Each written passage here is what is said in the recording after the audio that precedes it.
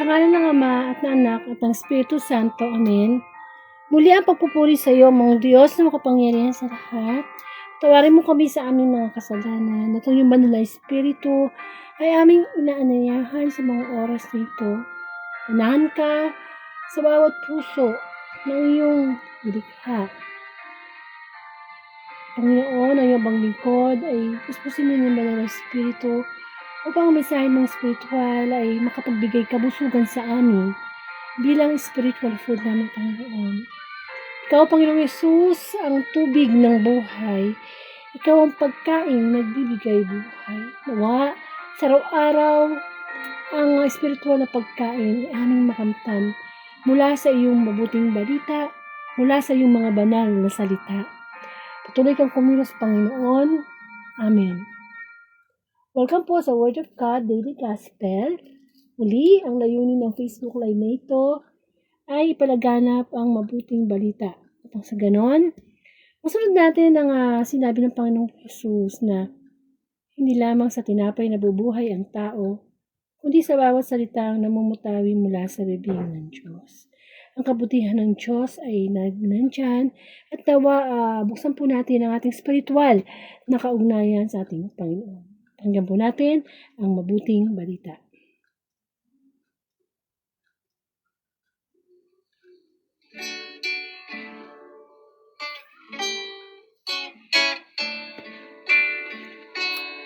Wika mo'y aming diringgin, wika mo'y aming susundin,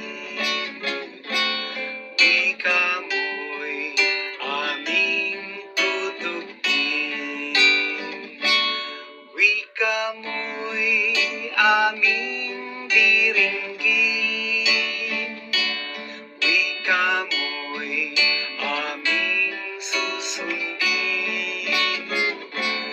wika mo'y aming tutugin, wika mo'y aming diringgin, wika mo'y aming susundin, wika mo'y aming tutugin. Ang mabuting balita ayon kay San Juan, puri sa iyo, Panginoon. Nabating siya sa isang bayan doon na tinatawag na Sicar, malapit sa bukid na ibinigay ni Jacob sa kanyang anak na si Jose. Dito matatagpuan ang balon ni Jacob. Umupo si Jesus sa tabi nito sapagkat siya ay napagod sa paglalakbay. Halos katanghaliang tapat na noon. May isang Samaritanang dumating upang umigib. Sinabi ni Jesus sa kanya, "Mari bang makiinom?" Wala noon ang kanyang mga alagad sapagkat bumili ng pagkain sa bayan. Sinabi sa kanya ng Samaritana, "Kayo'y Hudyo at Samaritana ako. Bakit kayo humihingi sa akin ng inumin?" Sapagkat hindi nakikitungo ang mga Hudyo sa mga Samaritano. Sumagot si Jesus, "Kung alam lamang ninyo kung ano ang pinagkakaloob ng Diyos at kung sino itong humihingi sa inyo ng inumin, marahil ay kayo ay hihingi sa Kanya at kayo na may bibigyan niya ng tubig na nagbibigay buhay." Ginoo, wika ng babae, malalim ang balong ito at wala man lamang kayong panalok. Saan kayo kukuha ng tubig na nagbibigay buhay? Higit pa ba kayo kaysa sa aming mga ninunong si Jacob, nagbigay sa amin ng balong ito? Uminom siya rito, pati ang kanyang mga anak at ang kanyang mga hayop. Sumagot si Jesus, "Ang umiinom ng tubig na ito ay muling mauuhaw, ngunit ang umiinom ng tubig na ibinibigay ko ay hindi na muling mauuhaw. Ito ay magiging isang bukal sa loob niya, babalong at magbibigay sa kanya ng buhay na walang hanggan." Sinabi ng babae, "Ginoo, kung gayon po'y bigyan ninyo ako ng tubig na sinasabi ninyo, nang hindi na ako mauhaw, di pumarito upang sumalok. Umuwi ka at isama mo rito ang iyong asawa," wika ni Jesus. Wala po akong asawa, anong babae. Tama sinabi mo, wala kang asawa, tugon ni Jesus. Sapagkat 5 na ang iyong naging asawa at ang kinakasama mo ngayon ay hindi mo asawa. Totoo ang sinabi mo. Sinabi ng babae, Ginoo, sa wari ko'y propeta kayo. Sa bundok na ito, sumamba sa Diyos ang aming mga magulang, ngunit sinabi ninyong mga Hudyo na sa Jerusalem lamang dapat sambahin ang Diyos. Nanagot siya ni Jesus, niwala ka sa aking ginang. Dumarating na ang panahon na sasambahin ninyo ang Ama, hindi lamang sa bundok na ito o Jerusalem. Hindi niyo nakikilala ang inyong sinasamba, ngunit nakikilala namin ang aming sinasamba sapagkat ang kaligtasan ay galing sa mga Hudyo. Ngunit dumarating na ang panahon, ngayon na nga, na ang tunay na sumasamba sa Ama ay sasamba sa Kanya sa Espiritu at sa katotohanan, sapagkat ito ang hinahanap ng Ama sa mga sumasamba sa Kanya. Ang Diyos ay Espiritu, kaya dapat siya isambahin sa Espiritu at sa katotohanan. Sinabi ng babae, nalalaman ko pong paparito ang Mesiyas, ang tinatawag na Kristo. Pagparito niya, siya ang magpapahayag sa atin ng lahat ng bagay. Ako yung nagsasalita sa iyo, ang tinutukoy mo, sabi ni Jesus. Nabating ng sandaling iyon ng kanyang mga alagad, nabigla sila nang makitang nakikipag-usap siya sa isang babae. Ang isa man sa kanila'y walang nagtanong kung anong ibig ni Jesus o kaya'y kung bakit siya nakikipag-usap sa babae. Iniwan ng babae ang kanyang banga.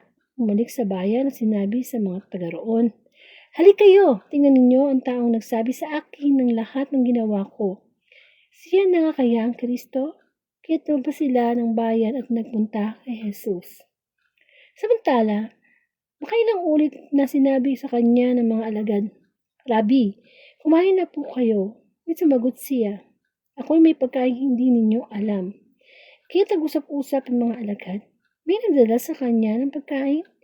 Sinabi sa kanila Jesus, ang pagkain ko'y ato pa rin ang kalooban ng nagsugo sa akin at ganapin ang ipinapagawa niya. Hindi ba sinasabi ninyo, 4 na buwan pa, anihan na? Sinasabi ko sa inyo, masan ninyo ang mga bukid, hinog at na at handa ng anihin. Ang gumagapas ay tumatanggap ng upa at nagtitipon ng bunga para sa buhay na walang hanggan. Kaya't magkasamang nagagalak, ang naghahasik at ang nag-aani.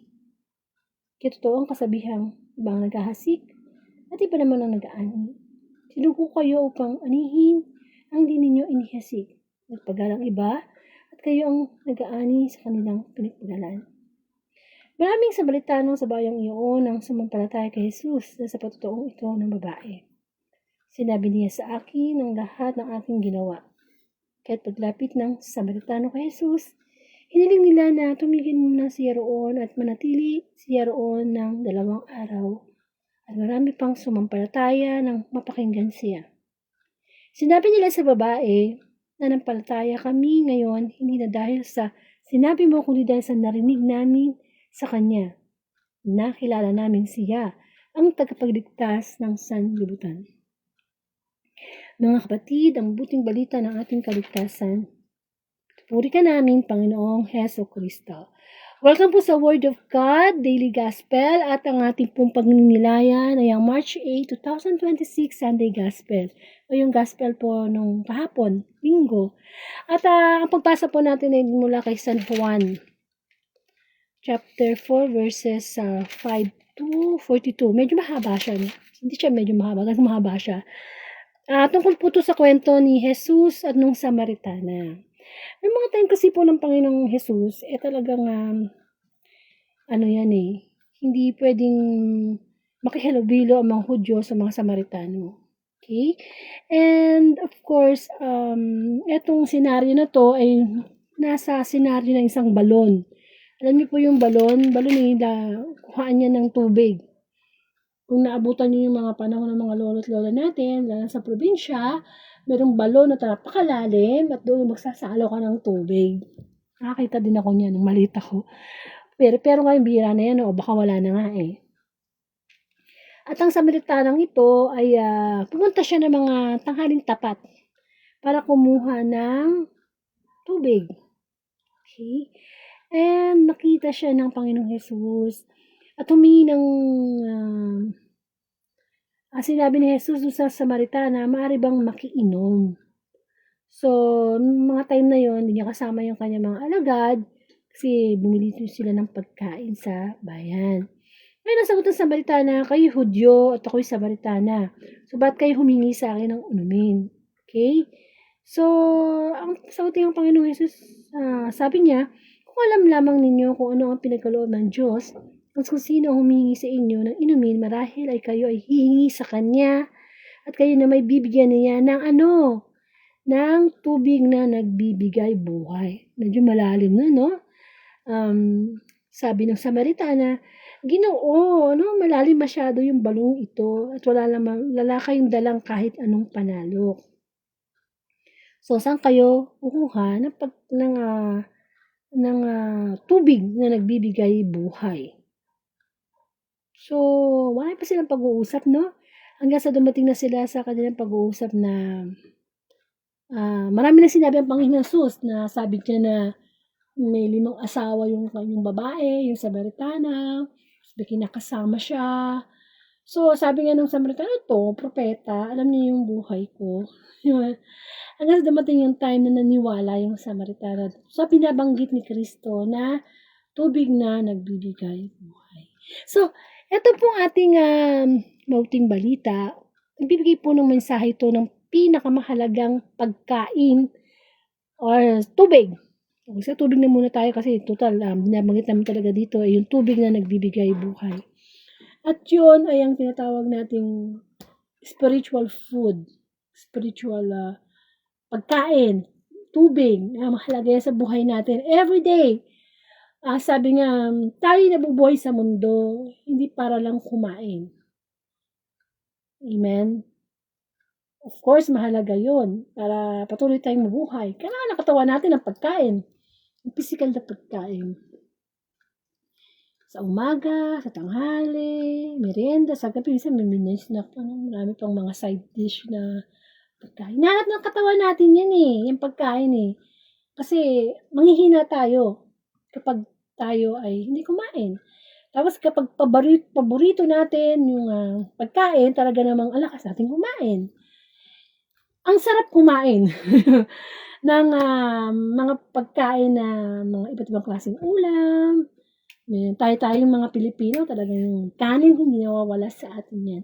At alam natin yung pakiramdam ng pagkagutom, ng pagkauhaw. Okay. So, yung pagkauhaw, kasi since binanggit dito ng Panginoong Jesus is gusto niyang ibigay sa Samaritana na tubig na nagbibigay buhay. So, kung ililiteral yun ng Samaritana, hindi niya maintindihan yun. Ano yun? Ano yung tubig na nagbibigay buhay? Meron ba nun?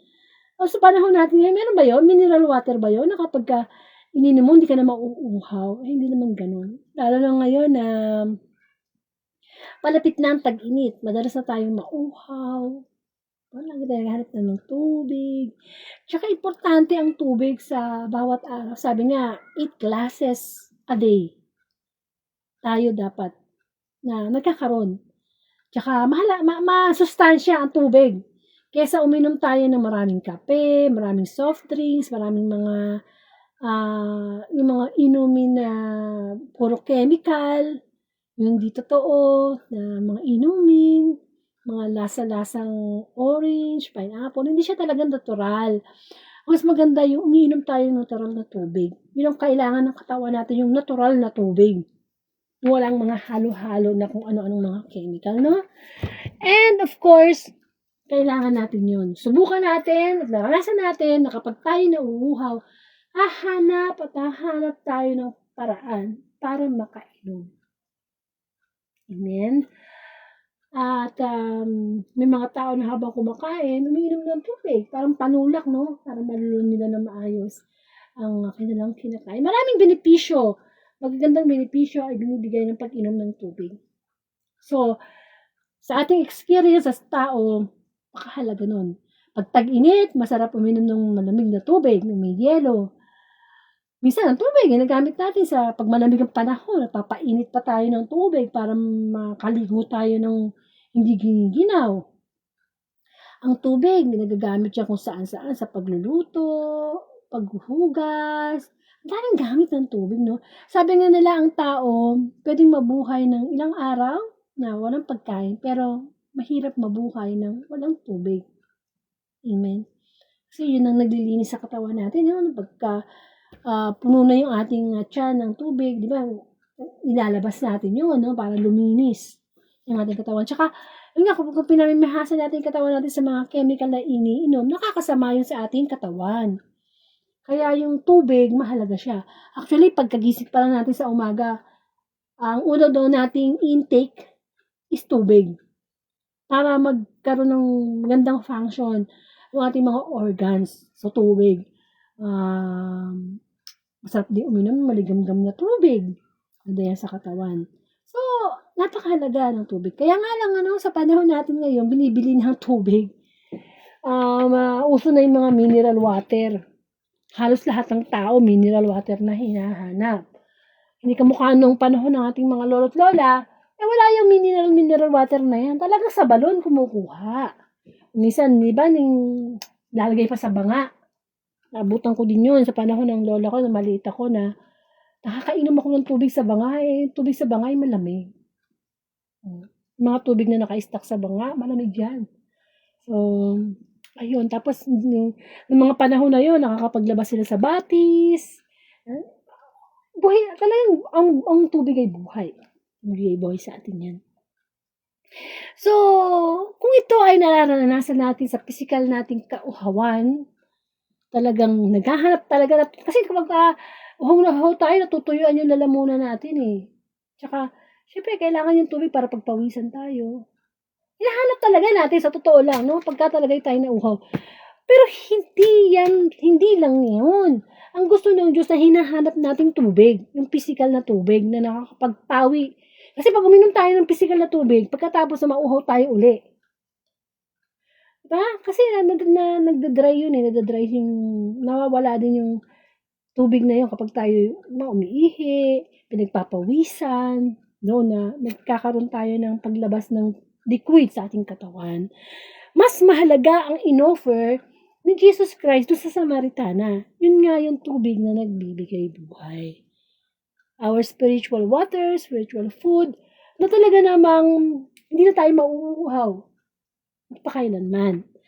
At yun ang salita ng Diyos. Si Kristo ang inuming nagbibigay buhay. Siya ang tubig ng buhay. Amen. So, ang kanyang mga salita, ang mabuting balita, yun yung gusto ng Panginoon na mauhaw tayo. Na araw-araw hinahanap natin ang salita ng Diyos. By pagkauhaw tayo sa salita ng Diyos. Hindi yung hindi natin pinapansin ang salita ng Diyos, hindi natin sinasabuhay, hindi natin binabahagi sa iba. Nagkakaroon tayo ng pagkauhaw. Pag uhaw ang isang tao, pwede natin kamatay. Nagkakaroon ng kamatayan ng ating espiritu sapagkat wala tayong iniinom na daily water, holy water, or we can say na spiritual water na makapagbibigay sa atin ng buhay. Amen. Ibang masyado tayong focus sa mga physical na bagay. Physical na pagkain, physical na bagay, material. Doon tayo uhaw. Uhaw sa atensyon, uhaw sa kapangyarihan, uhaw sa mga bagay na pangmundo. Na nakakalimutan natin na meron tayong pagkauhaw na dapat na sinusupply sa atin ng Diyos na hindi natin tinatanggap. Amen? Na itong tubig na nagbibigay buhay, ay ibig sabihin ito, hanggang buhay na walang hanggan. Gutom tayo sa Panginoon sa totoo lang. At ang Diyos na uuhaw din sa ating pagmamahal na hindi natin pinapansin. Na mas meron siyang mas ino-offer sa atin na nagbibigay buhay. Pero pinipili pa rin natin yung pagkauhaw natin sa atensyon, pagkauhaw natin sa kayamanan, yung mga pansamantalang pagkauhaw. Pero ino-offer ng Diyos ay isang inumin na patuloy na magbibigay sa atin ng buhay hanggang sa kabilang buhay. Amen. So, kailan pa kaya natin aasamin na araw-araw, hawak ko sa iyo, Lord. Hawak ko sa iyong pagmamahal, sa iyong mga salita. Sapagod once na marinig ko yung mga salita at ito'y aking nasa ibuhay at naibahagi sa iba, nagkakaroon ng satisfaction ang ating espiritu. Sabi nga sa mabuting balita, darating ang panahon at ito na nga no, na ang mga taong hindi na makikinig sa salita ng Diyos, susundin na ng tao kung anong gusto niya. Kaya sabi, paano ba natin sasambahin ng Diyos?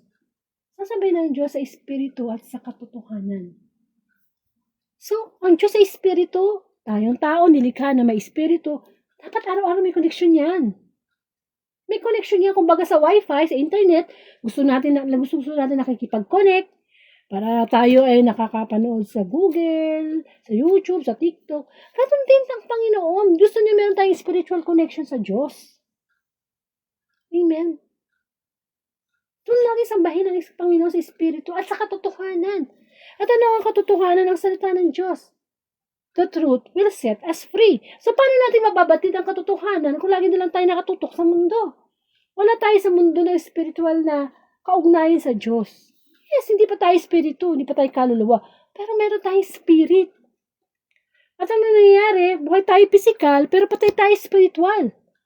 So, kung tayo ay nagme-maintenance, may sakit sa puso, sa diabetes, everyday, kailangan mong uminom ng gamot hanggang kamatayan to maintain yung health.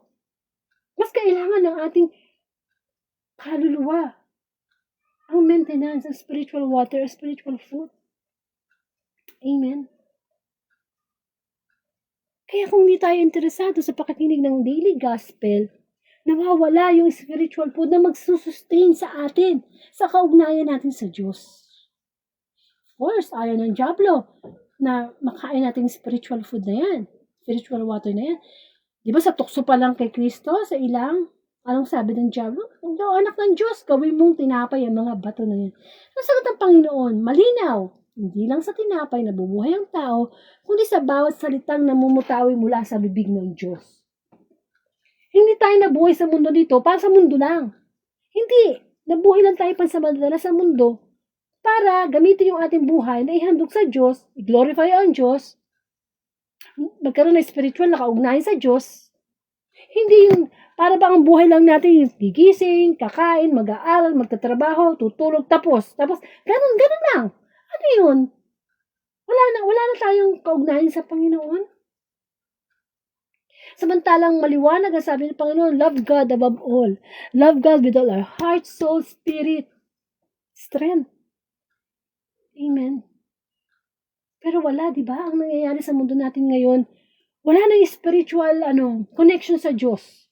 Masyado na tayo attached sa mundo. Ano sabi ng sa kasulatan? Magbago na kayo ng isip. Huwag na kayo sumunod. Huwag na kayong umayon sa takbo ng mundo. Kasi ang takbo natin ng mundo papuntang impyerno.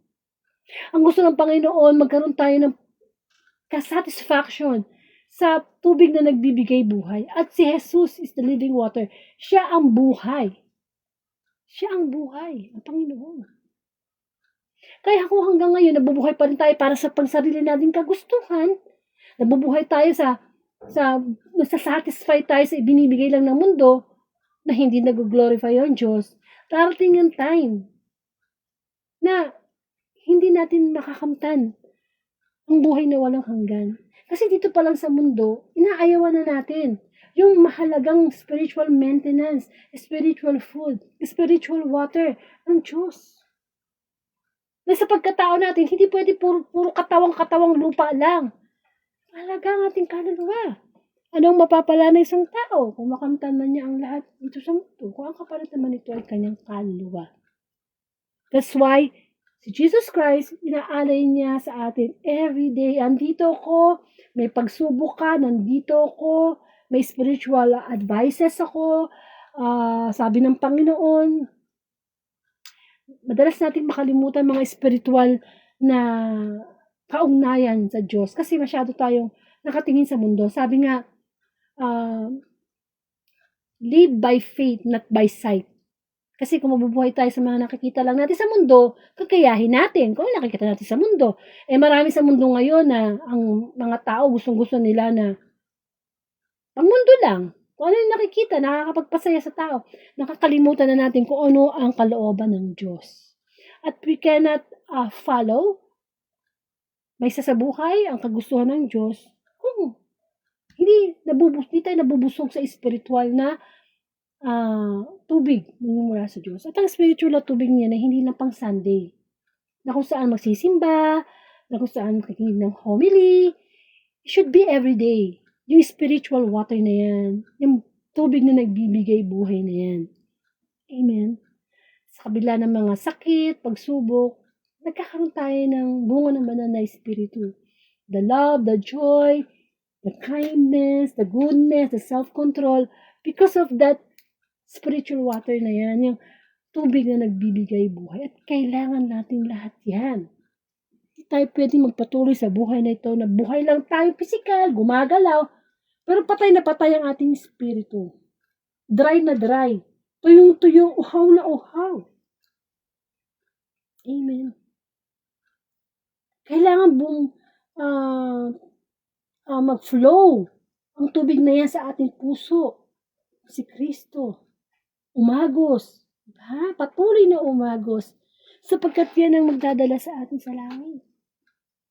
Kaya tanong na rin natin sa ating sarili, everyday ba yung tubig na nagbibigay buhay ay naiinom natin? O baka nire-reject natin? Dahil iba yung hinahanap natin makakapag-satisfy ng uhaw natin sa ating mundo. Yung mga sarili nating kagustuhan, yung alam na natin ayaw ng Diyos, kasalanan sa Diyos, pero uhaw na uhaw tayo, no? Pansamantala lang yun. Ay binibigay sa atin ng Diyos, yung wala ng katapusan. At nawa, mapagnilayan natin na si Kristo ang nagbibigay buhay sa atin. Tayo po ay manalangin. Lord, maraming salamat muli sa pagpaparealize mo sa amin na meron kaming spiritual water food na kailangang pinagnanaisang upang aming pagkauhaw sa iyong mga salita magkaroon ng satisfaction ang aming espiritu. Dapat ka namin sambahin sa espiritu at sa katotohanan. Panginoon, ikaw ang tubig na nagbibigay buhay. At nawa ma-realize namin ang kahalagahan ng iyong pagbibigay buhay sa aming kaluluwa.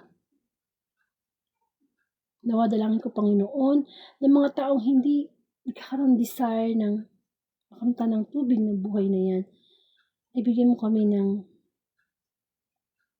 satisfaction, Panginoon. Sama-sama po tayong manalangin.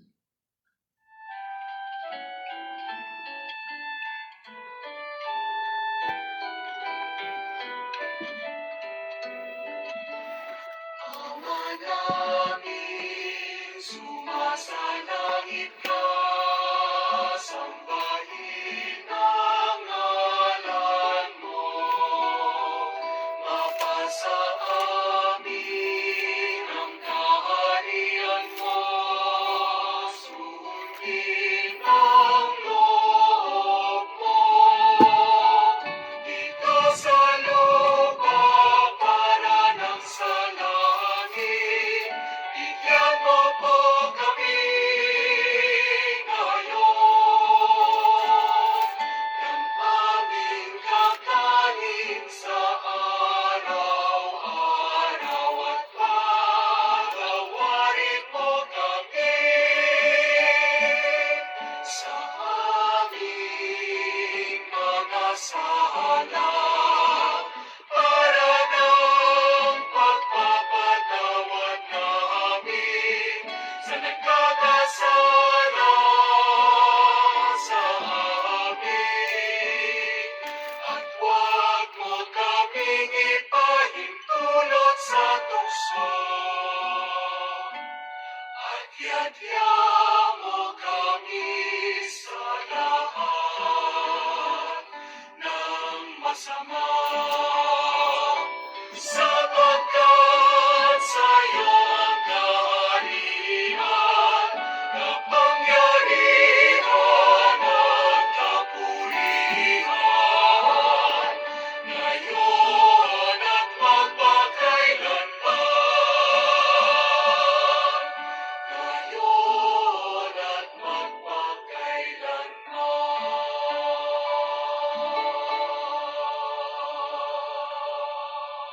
Salamat sa Panginoon sa mensahe niya na si Jesus ang tubig na nagbibigay buhay. Na kailangan araw-araw ay magkaroon tayo ng pagkauhaw sa kanyang mga salita na ang Diyos ay sambahin natin sa Espiritu at sa katotohanan. Na katotohanan ang magpapalaya sa atin. So, pakishare na lang po itong Sunday Gospel sa inyong timeline para sa pagsunod natin sa pagpapalaganap ng mabuting balita. Susunod na po ang Gospel ngayong araw na ito, March 9, 2026, Monday Gospel.